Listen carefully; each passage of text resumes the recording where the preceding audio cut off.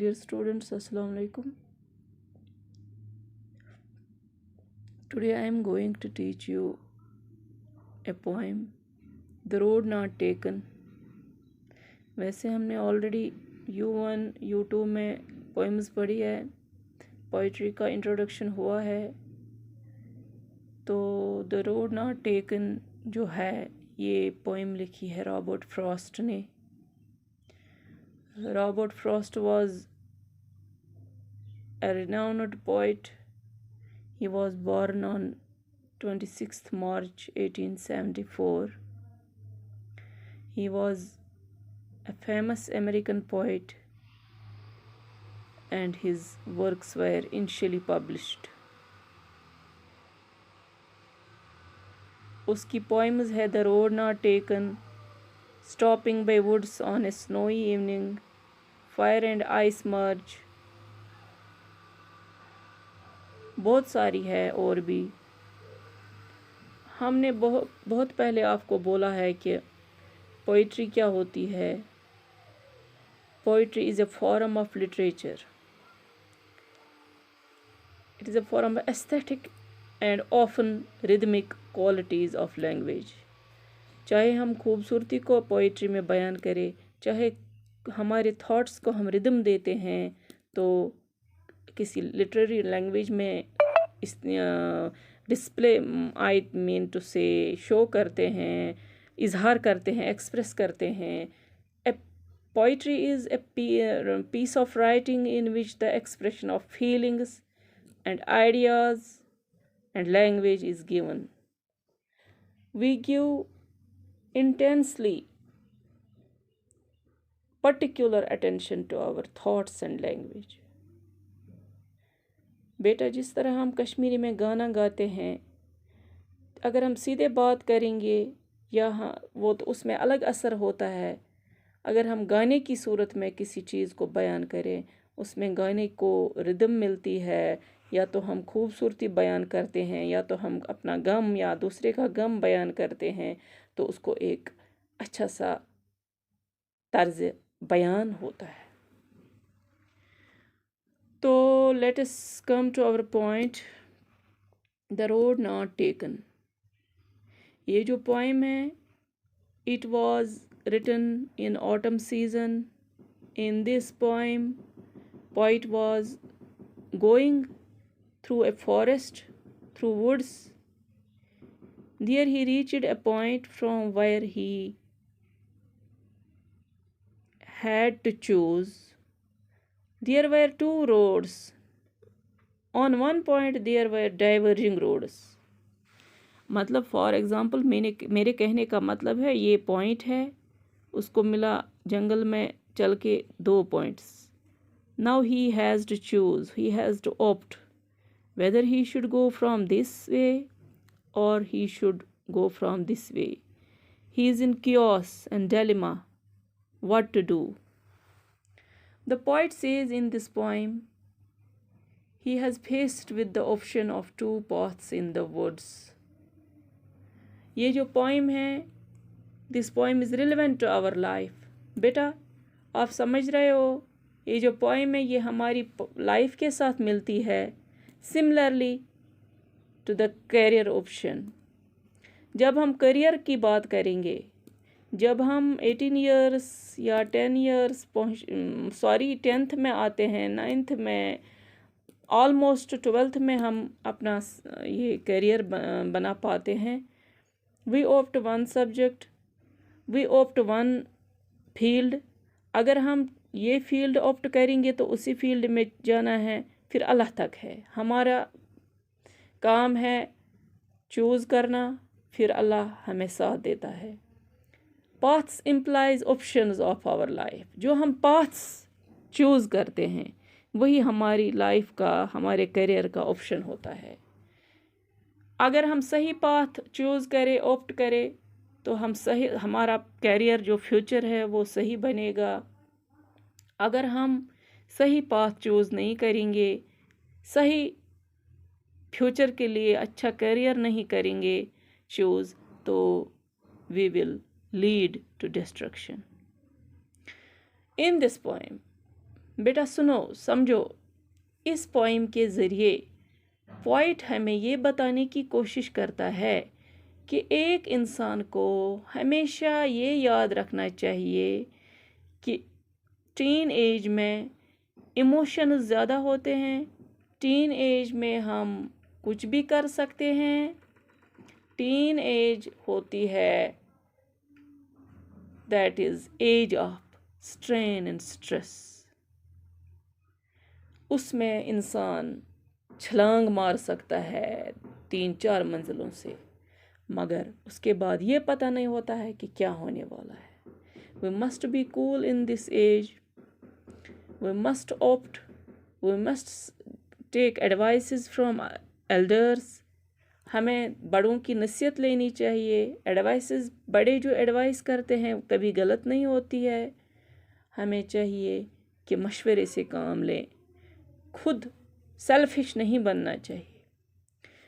इस पोइम के ज़रिए पोइट हमें मिसाल दे के समझाता है कि अगर वो पोइट फॉरेस्ट से चलता है, he reached go through woods, वो एक पॉइंट पे पहुंचता है where the road is diverged in 2 directions. जो मैंने दिखाया आपको, एक पॉइंट पे 2 डायरेक्शंस है, whether to go from this direction और to go from this direction.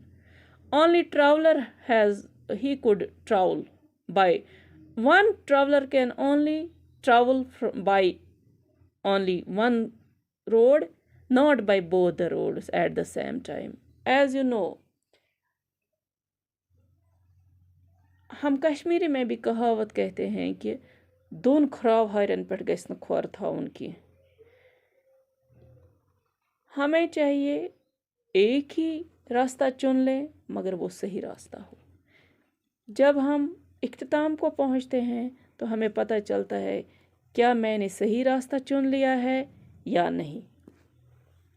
तो इन दिस पोइम हम फर्स्ट स्टेंजा पढ़ेंगे। तो इसी पोइम में हम पढ़ेंगे पोइट जो है, poet brings out the importance of making a right choice, A correct choice. A correct choice can make वनस future. ये याद रखना, a correct choice can make one's future. I will read out the first stanza. The roads diverged in a yellow wood, and sorry I could not travel both.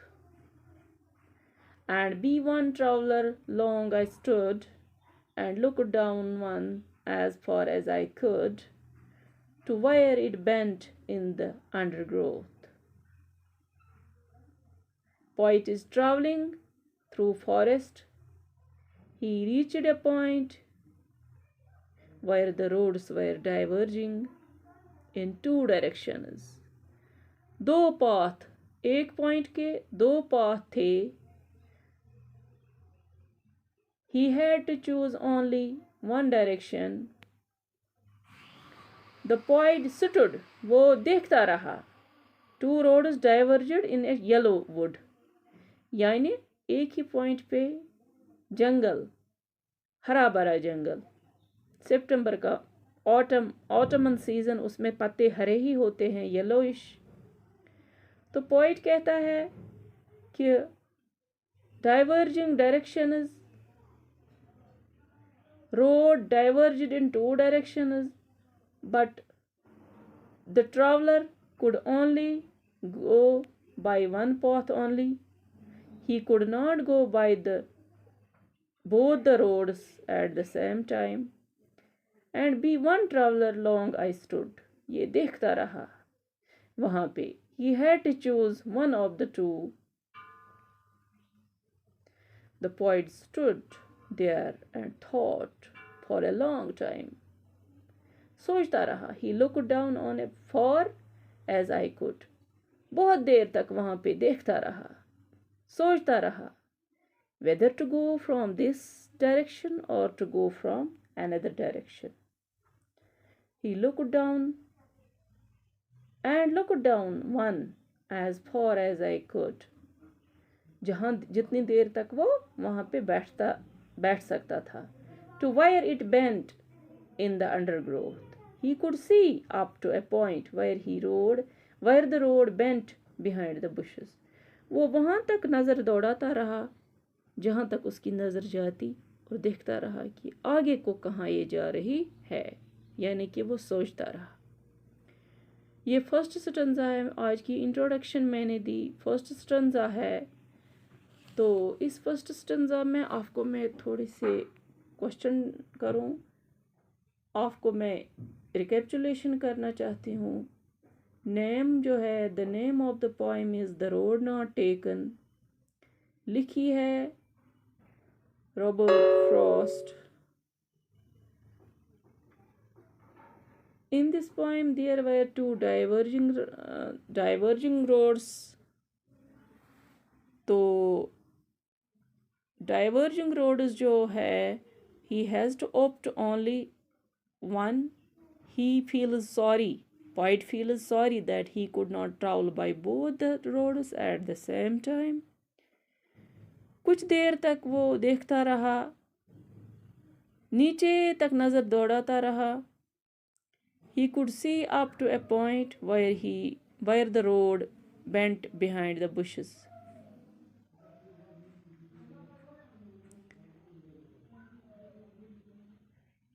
Number 2. Stanza number 2.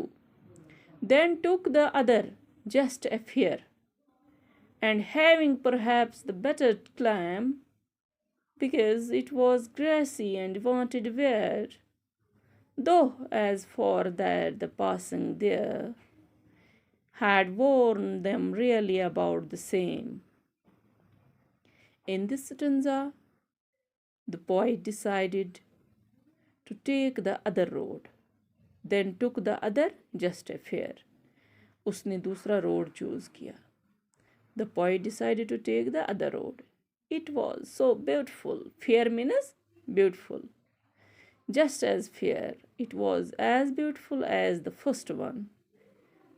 जब ये पहले देख रहा था कि मैं वहाँ जाऊँ, फिर आगे जाऊँ, फिर जहाँ तक नज़र पड़ी वहाँ तक देखता रहा, मगर अब ये दूसरा चूज करने लगा तो it was more beautiful, just like first one. दोनों रास्ते अच्छे थे। Grass grew on this road. घास भी चढ़ी थी। It showed that the road had not been used much. जब हम चलते हैं किसी रास्ते से तो घास जो है वो दब जाती है। जो इस रोड से घास थी वो नहीं दब गई थी। That means nobody has gone through this. Nobody has used this. The poet thought that this road had a better claim to be traveled by. वो कहता है कि वहाँ से मैं जा सकता था। Up to the point where the poet stood. वहाँ पे भी बैठा देर तक, देखता रहा जब मैं इस पाथ पे बैठूंगा चलूंगा तो कहाँ पहुँच जाऊंगा। Both the roads showed equal signs of use and wear. दोनों जो पाथ थे, two roads, they were fair, they were almost equal. One road had been used less than the other. एक रोड हुआ था थोड़ा यूज, दूसरा उससे कम use हुआ था। The poet took the grassy road. उसने grassy road चूज किया।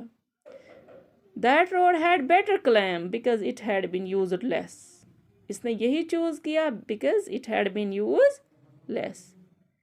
It had been used but not as much as the other one. समझ आती है बात? तो अब ये डिलेमा में है, कंफ्यूजन में है, chaos में है कि whether to go from this road or that road. Both the roads were fair. They were almost equal, but other road was less used than the first one. आज का topic इतना ही है। आज हम इतना ही पढ़ेंगे। फी अमानिल्लाह।